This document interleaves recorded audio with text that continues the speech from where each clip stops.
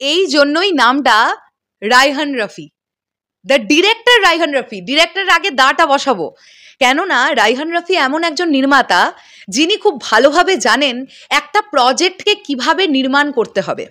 তিনি যখন মাঠে নামবেন, মাঠে নামবার আগে সমস্ত রকমের প্রস্তুতি তার কাছে, মাঠে নেমে যাতে আর তার কোনো রকমের প্রবলেম না হয়।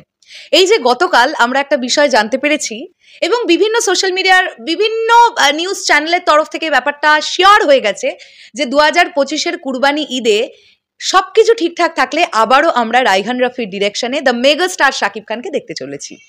তোমরা কি এটা জানো যে ইঙ্গিত আমরা পাচ্ছি তাতে করে জোর রকমের প্রি প্রোডাকশনের কাজও শুরু হয়ে গেছে। এটা হয়তো তোমরা অনেকেই জানবে, বা যারা জানো না তাদের উদ্দেশ্যে বলি, গল্পটি অলরেডি চিত্রনাট্যকারকে শুনিয়ে ফেলেছেন রায়হান রফি ভাইয়া।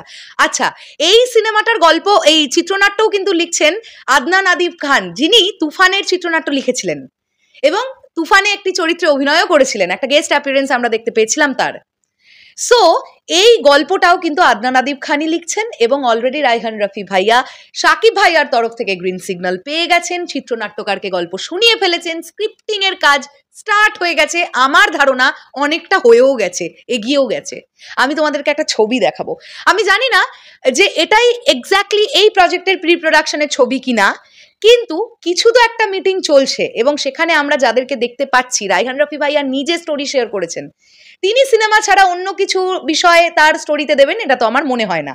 আমি ডেফিনেটলি তোমাদেরকে এটা দেখাতে চাই। এই দেখো তো এই ছবিটা, এখানে দেখতে পাচ্ছ একটা মিটিং হচ্ছে, যেখানে আমরা একটা স্ক্রিনে, আমি যদি ভুল না করি এটা কোনো একটা সিনেমার স্ক্রিপ্ট দেখতে পাচ্ছি আমরা।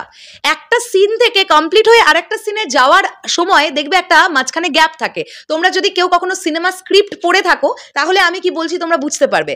প্রথম দৃশ্য, ফার্স্ট সিন কমপ্লিট হয়ে সেকেন্ড সিনে যেতে গেলে মিডলে একটা গ্যাপ থাকে।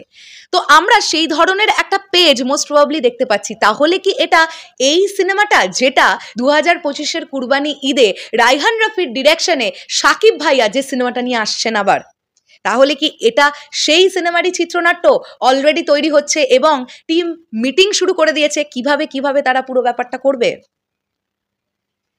দারুণ যাবে 2025-এর দুটো ঈদ, এটুকু বলতে পারি। বরবাদ নিয়ে তো নিশ্চিত থাকো, ফার্স্ট লুক পোস্টার আসবে খুব তাড়াতাড়ি। বরবাদের ফার্স্ট লুক পোস্টার দেখবার পরে জাস্ট তোমাদের মাথাটা ভরকে যাবে। বরবাদ লং রানের ঘোড়া, চলবে অনেক দিন, তারপরেই চলে আসবে আবার রায়হান রফি ভাইয়া এবং শাকিব ভাইয়ার একসঙ্গে এই সিনেমাটি, যে সিনেমাটার প্রথম দিকে নাম শোনা যাচ্ছিল তাণ্ডব, সেটা হতেও পারে তার টাইটেলটা চেঞ্জ হয়েছে। সো ফ্যান্টাস্টিক একটা বিষয় চলছে। যেটাই হোক, আমি ডেফিনেটলি চাইবো রায়হান রফির ডিরেকশনে শাকিব ভাইয়া বারবার আসুক।